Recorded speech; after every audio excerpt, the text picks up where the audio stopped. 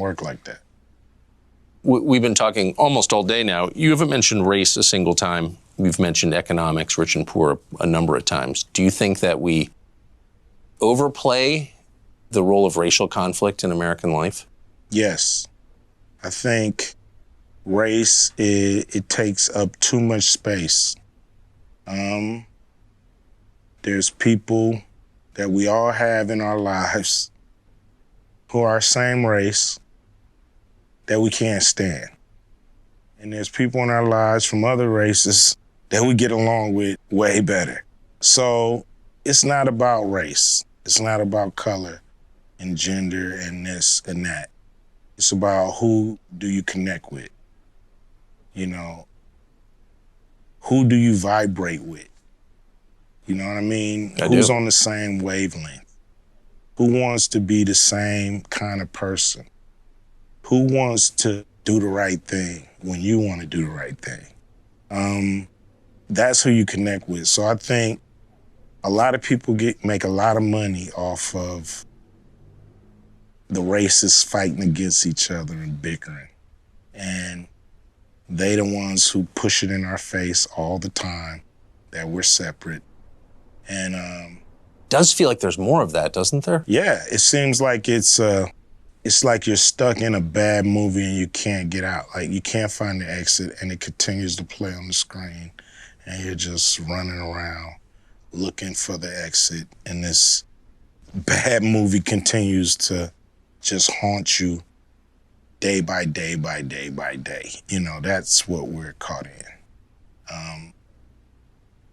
A never-ending, winless battle of,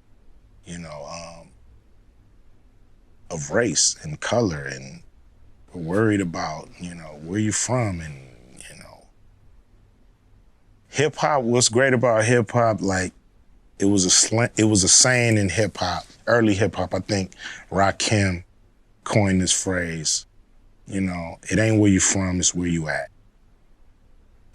and it's so true. It's not about where you come from, it's about where you at right now. I'm not imagining that this stuff is being pushed on us, right? No. Much more than in, say, 1986. Yes, I think so.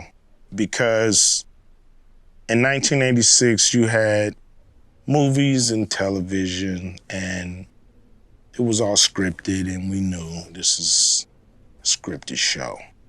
But I think now you have so many so-called reality shows that basically push the same thing, but in a reality-like setting. So, you'll watch a movie on race, okay? And you flip the channel now, you're watching a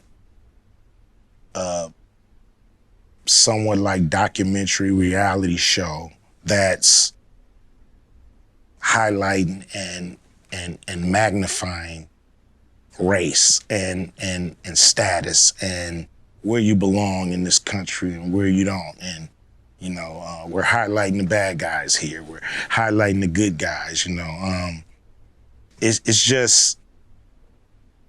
it's always really showing controversy and pitting each other against each other.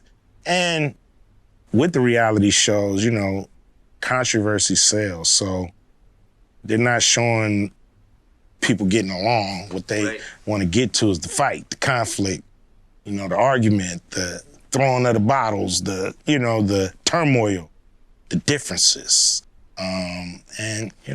Does that bear any resemblance to your actual life as someone who lives in this country? Like, do you have racial conflict in your life day to day? Probably, most of them are unseen. I'm not going to say I encounter racism. People know who I am. Police know who I am. Everybody knows who I am. So I probably get a pass on a lot of things that friends, family members, people I associate with, people I love go through all the time because they're not Ice Cube. But, I've had an insurance company drop me because they didn't like my point of view. Things like that.